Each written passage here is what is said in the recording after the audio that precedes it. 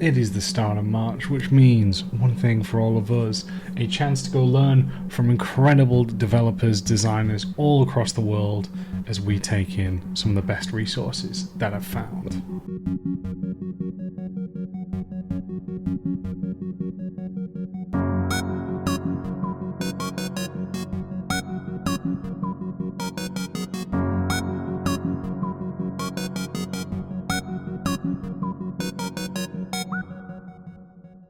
Hey everyone, I hope you're well, playing on and making the games that you all love. You're joining me, your host, lead level designer, Max Bears.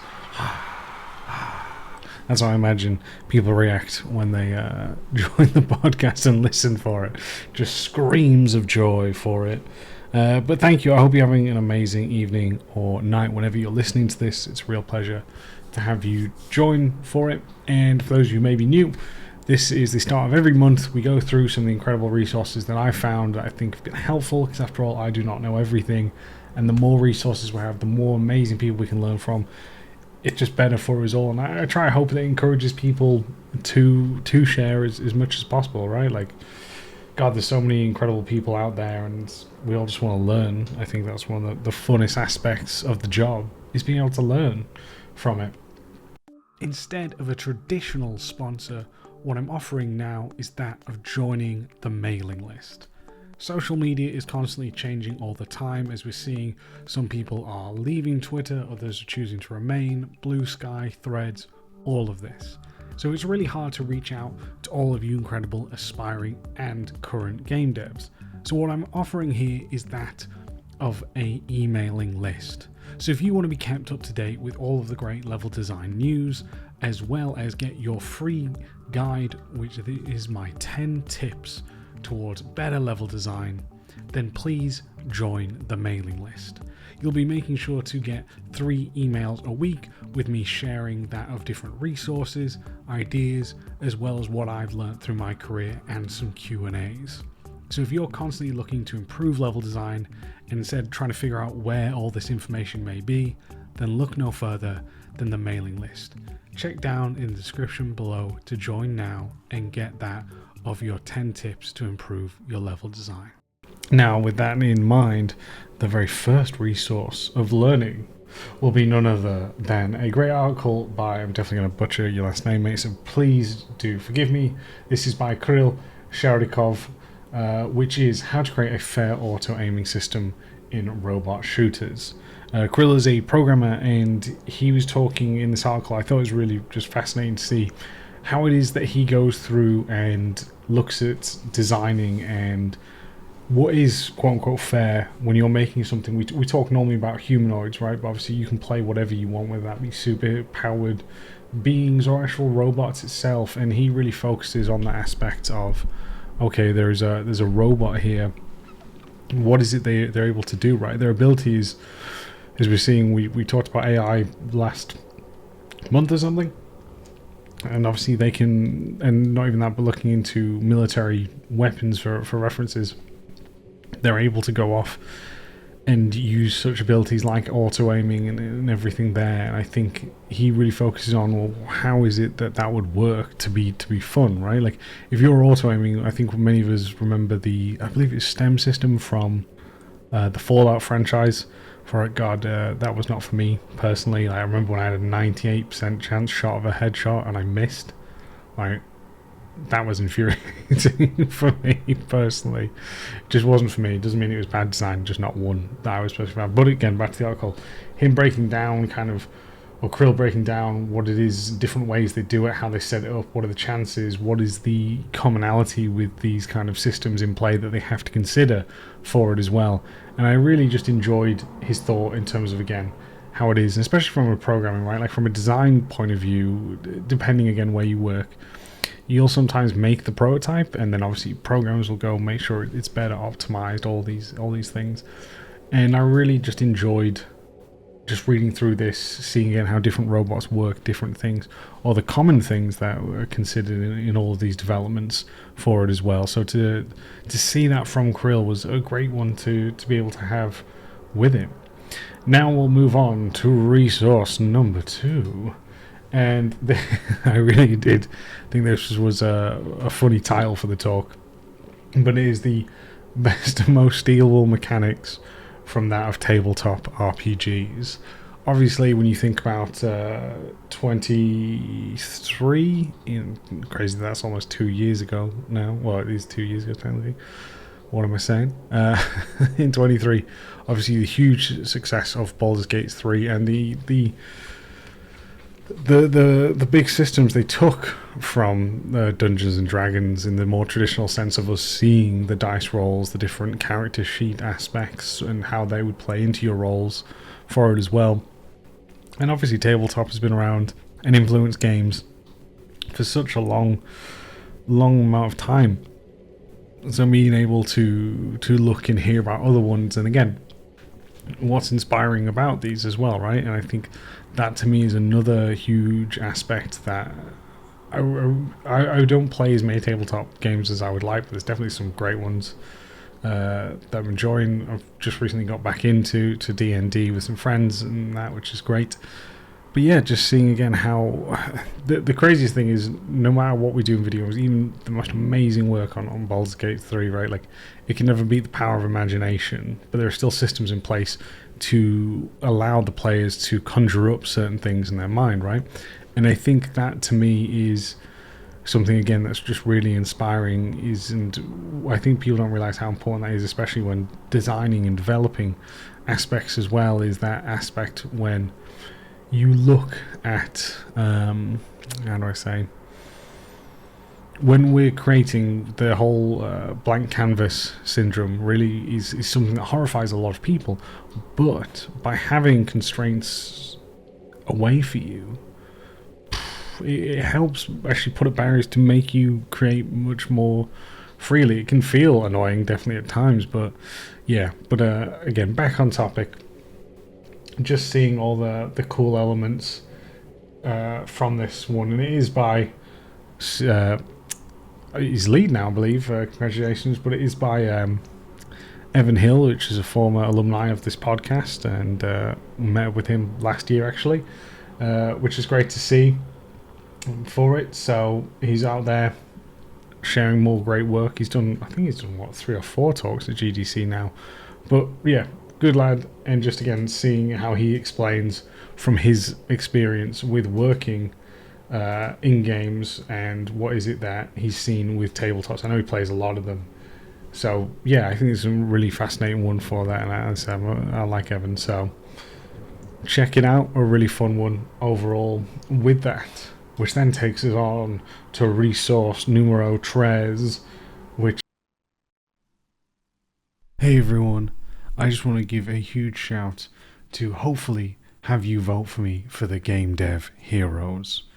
What we do around seems to be more focused on that of the UK, but focusing on celebrating those who contribute so much to our incredible industry. And it seems cheesy, I know, but I would really love for all of you, if you can, to take the time and vote for me for that of your Game Dev Hero. Now, I will send a link to this and have it down in the description below.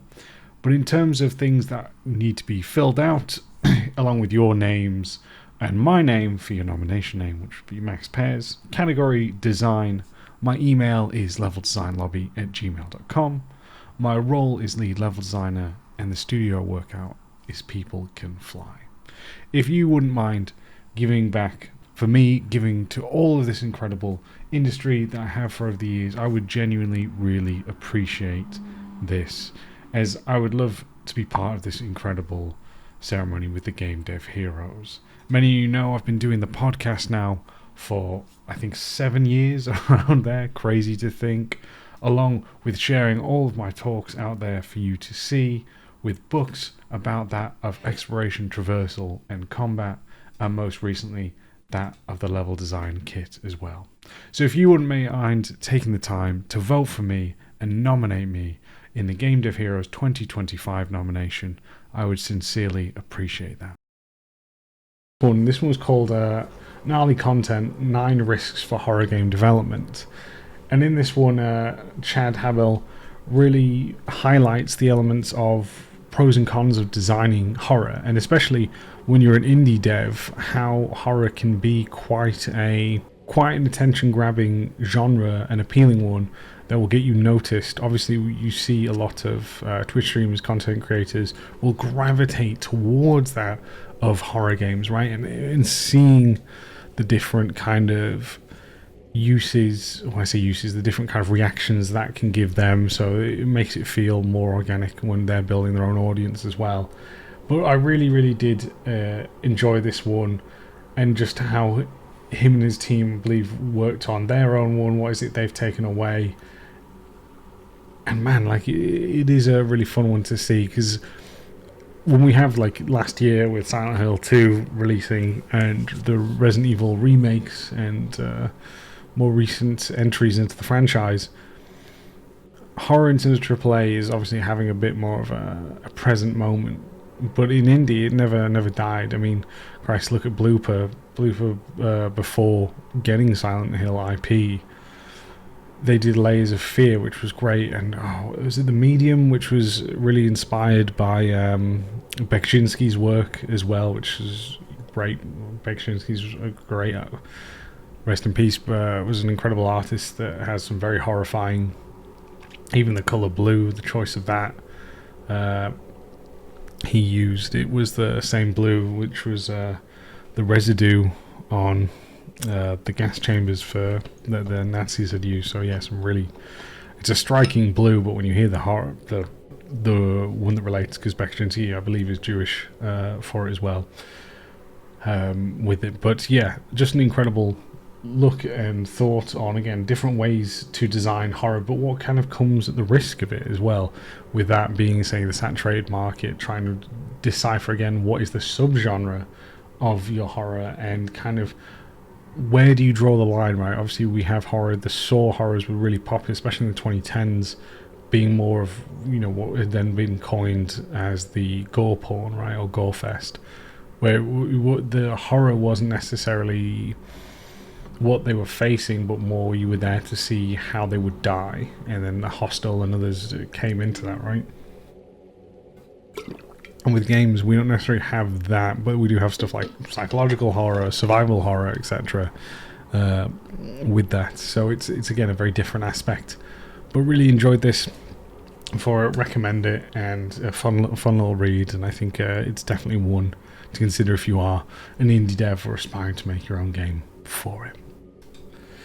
Now we move on to resource numero 4, number 4, and this is Demystifying Creativity in Game Development with Faziz Mesmar, who, if you don't know, Faziz is now I'm trying to remember, because he's up into that of I think he's a creative lead, I believe, at Ubisoft for it, but he's been in the industry for a long time. Very nice guy. I know we've spoken a few times, and it's on about his new book, which I believe is coming out this year for it.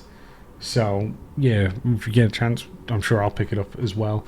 But it's really talking about, again, his kind of time working in the industry, and kind of the aspects that he has learned with that as well, and kind of, you know, we talk about, like, us all being inspired, trying to create, but you do have mental blockers, and what it is, you know, what it is to be creative per se, right? Like, I think sometimes you see some artists really take that to the nth degree for it, but to again just see his process, how he's found it in his incredible and very successful career, because I believe Prince of Persia, the most recent one, came out under his guidance, and it was a very big critical success, and, you know, a great game for it. So yeah, again, very much a man worth listening to, for a designer, worth respect, and his breakdown for it is really nice to see that one. I'm only partway through it at the moment, but I'm enjoying it, and we'll be finishing it off with it. And now we go to the final one, and we talked about in I can't remember if it was January, February's recommendation. We talked about Rebecca, who's creative director on Warframe, and how her path to creative director was very different to a traditional of a development role. She was community manager and then became a creative director, right? And this is another aspect that I've just seen in a article on Game Developers, which is Deep Dive, Harnessing the Power of Player Feedback with Dying Light 2. And basically them talking about, and I didn't realize this, how they've involved these community ideas to be part of, okay, well, things they can add to the game.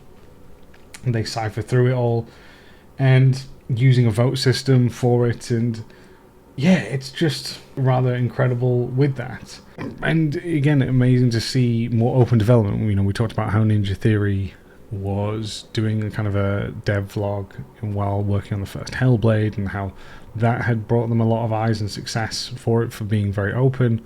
Back when Cliffy B, I can't remember the name of the game now, but was making his game, it sadly didn't do well, but they were doing like, I can't remember if it was weekly or monthly roundtables of asking questions about the game as that was being developed. And so we're seeing more and more communities. We obviously have community managers as a role in this industry now, being more harnessed and using more of the ability to communicate, right? Like we all have social media now in some form or another, and being able to use that and have people suggest things, right? Like Little Big Planet, you heard about people getting careers started because they made levels in their own level editing system. So it's a great one to again see, and how they've actually gone off and used this for in terms of like how they vote, the systems in place, what it is that they really acknowledge from their community, and the community appreciating that as well, right? And to me, I think it's going to be